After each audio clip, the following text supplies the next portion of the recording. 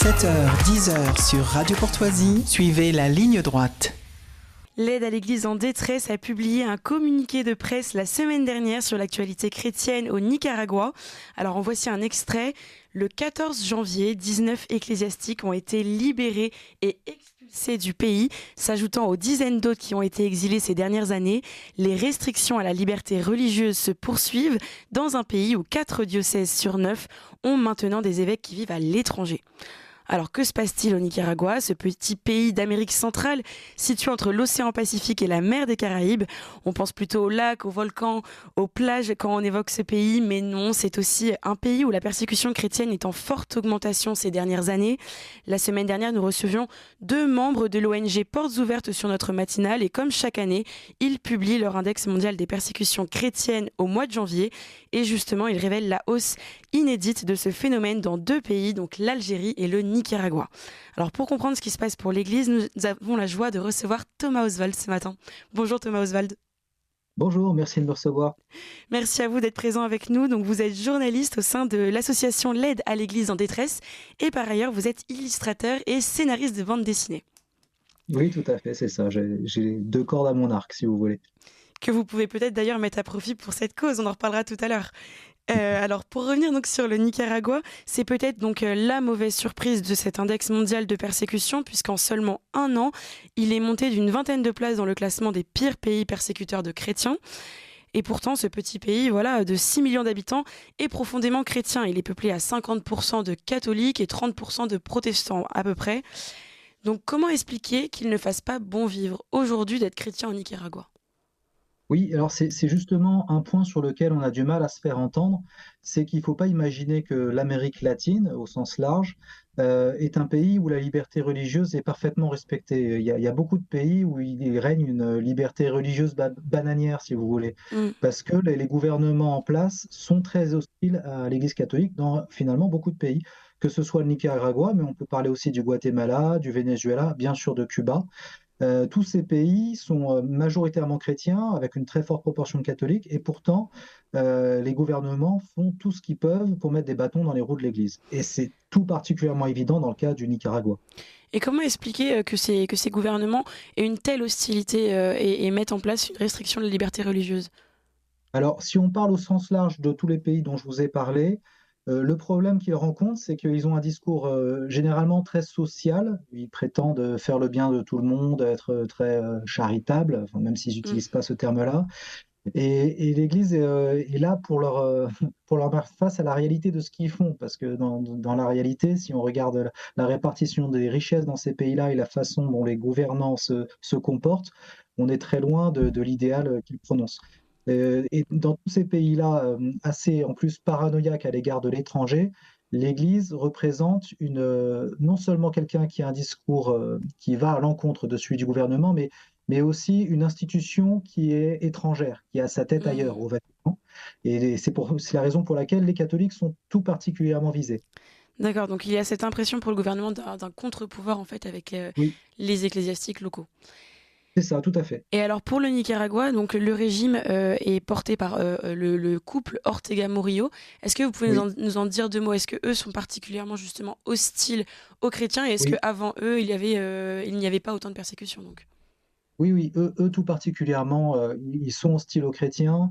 Ils arrivent au bout de leur discours justement pseudo-socialiste et on voit bien que l'économie du pays se porte très mal, que les inégalités ont augmenté sous leur coupe.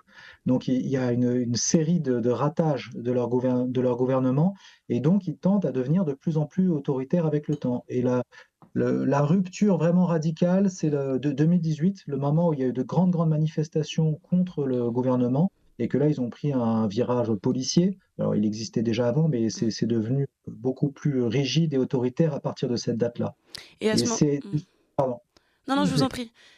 Non, c'est à cette date-là que Monseigneur Alvarez, qui est le personnage central de l'opposition, a commencé à avoir des ennuis avec le pouvoir.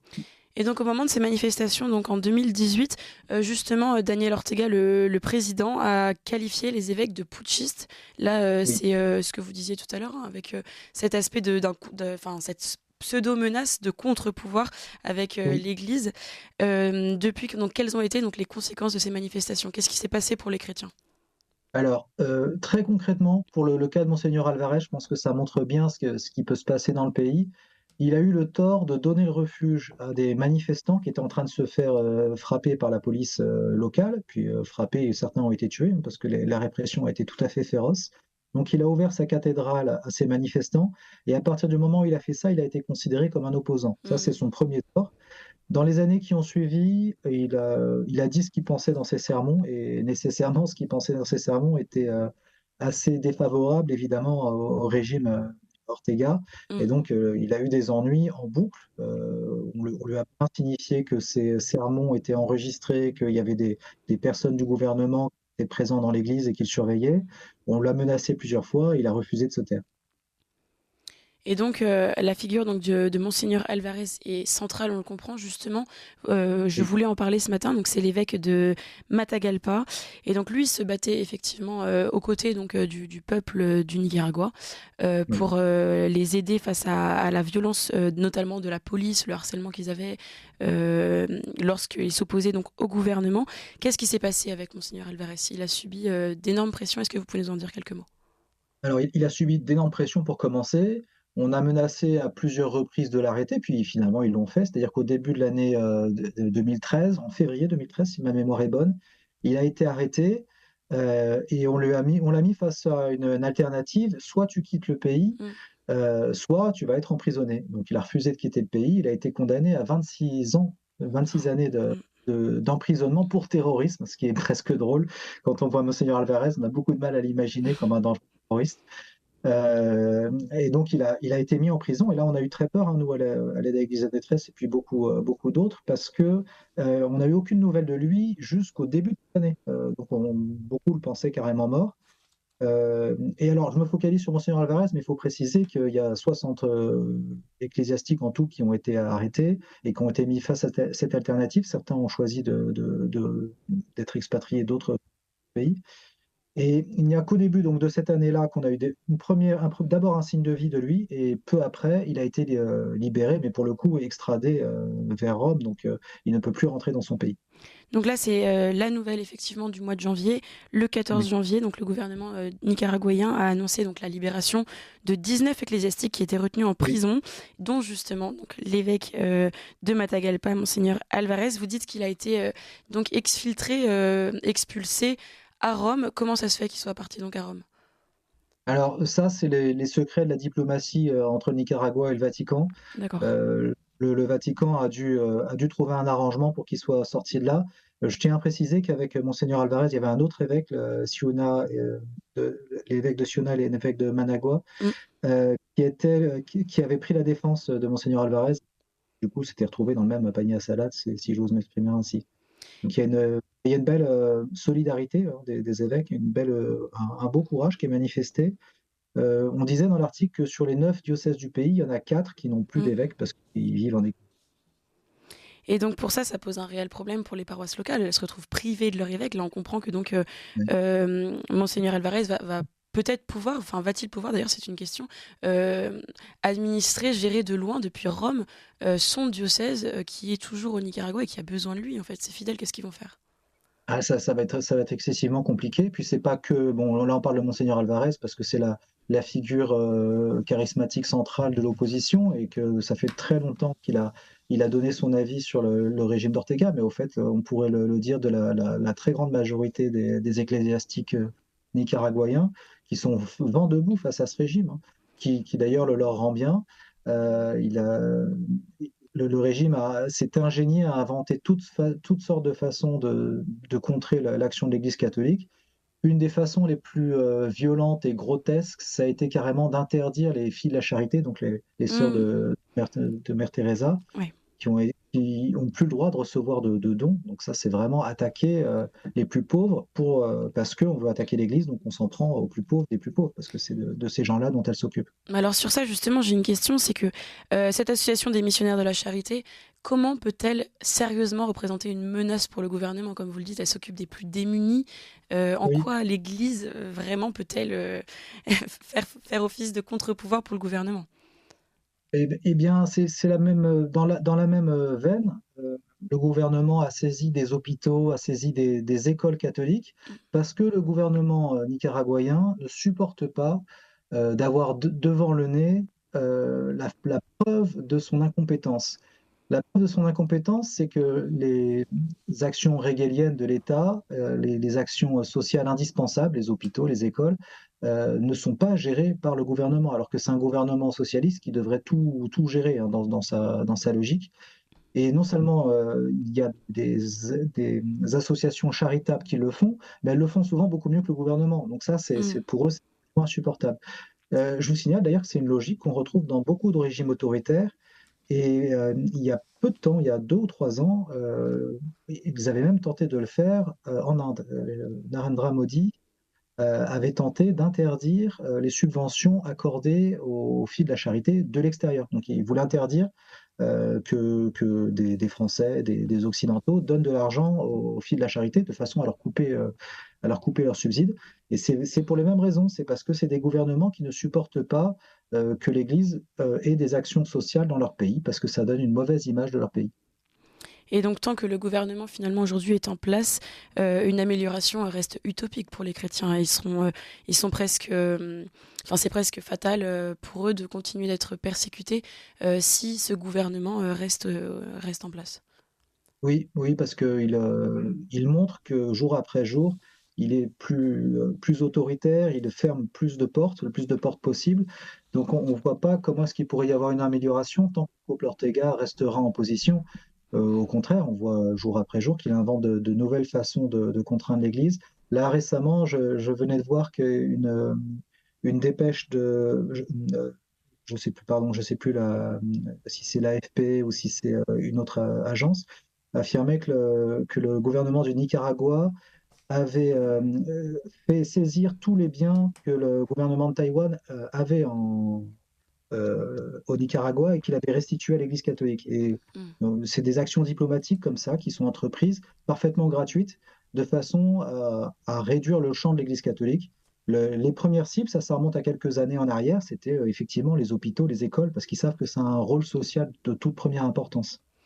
Et donc, dans ce drame, comment est-ce que l'AED peut les aider déjà, j'imagine, en portant leur voix, mais est-ce qu'il y a aussi d'autres actions, d'autres champs d'action peut-être humanitaires Oui. et au-delà de ça, vous, en tant que dessinateur et scénariste de bande dessinée, nous l'avons dit tout à l'heure, est-ce que vous pouvez sensibiliser justement sur ces persécutions?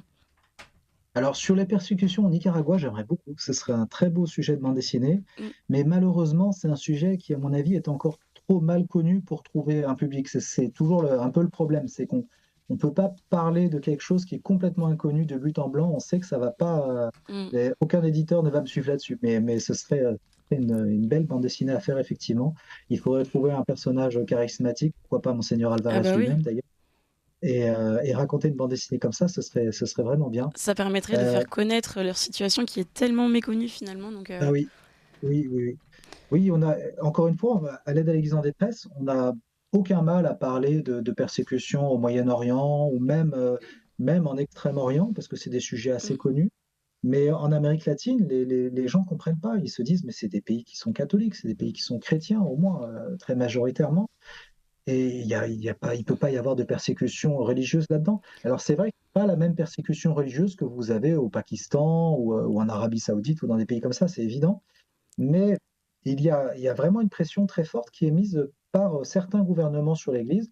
Et encore une fois, le Nicaragua n'est pas un cas complètement isolé. Cuba, c'est tout à fait étonnant de Mm. voir que la dictature communiste bouge encore, elle existe, hein. Elle est encore très, très violente, elle continue à mettre une chape de plomb sur l'existence cubain. Et elle est toujours très hostile à l'Église catholique, même si on trouve des arrangements, même si on peut vivre avec elle. On sait que du jour au lendemain, ça peut mal tourner, et on sait que toutes sortes de choses vont être interdites quand on est à Cuba. Et justement, il y a un autre pays d'Amérique latine, je pense à Haïti, qui a justement vu cette persécution aussi des religieux. Il y a eu une dizaine de religieuses, Oui, donc 6, qui ont été enlevées à Haïti. C'était lié plutôt à la criminalité, là, oui, voilà. et non pas au gouvernement. Je crois que vous avez justement une bonne nouvelle à nous annoncer ce matin et on peut peut-être finir dessus parce que malheureusement on est pris par le temps, mais je vous laisse nous le Ah, dire. d'accord. Alors, Non, il faut que je dise deux choses. D'abord, Haïti, la situation n'est pas la même que dans les pays que je vous ai cités précédemment. C'est pas le gouvernement qui Mm. va affronter l'Église catholique. Le gouvernement à Haïti fait pratiquement plus rien. Il est en état de survie. Les trois quarts de Port-au-Prince sont possédés par les gangs. Donc c'est plus le gouvernement qui fait la loi, c'est Ouais. Les majoritairement criminels. les gangs, Mm. les criminels. Alors là, ce qui s'est passé, c'est qu'il y avait un minibus avec 6 religieuses dedans, un chauffeur et une jeune femme qui étaient avec eux, qui a été arrêté dans Port-au-Prince par des hommes armés qui se sont emparés des 8 personnes et qui les ont retenus en otage. Donc évidemment, encore une fois, on était très inquiets. On sait que ces enlèvements sont monnaie courante à Haïti, mais que souvent ils tournent mal. Et heureusement, donc hier matin, on a appris la nouvelle qu'elles avaient été libérées. Alors on ne sait pas dans quelles conditions, mais la nouvelle a été confirmée par l'archevêché de Port-au-Prince. Donc on s'est réjoui avec les Haïtiens de la belle conclusion de cet événement. On s'en réjouit aussi ici. Merci infiniment Thomas Oswald pour votre venue ce matin pour parler donc de la situation des chrétiens au Nicaragua. Je rappelle donc que vous êtes journaliste au sein de l'AED, l'aide à l'Église en détresse, et puis illustrateur et scénariste de bande dessinée. À très bientôt.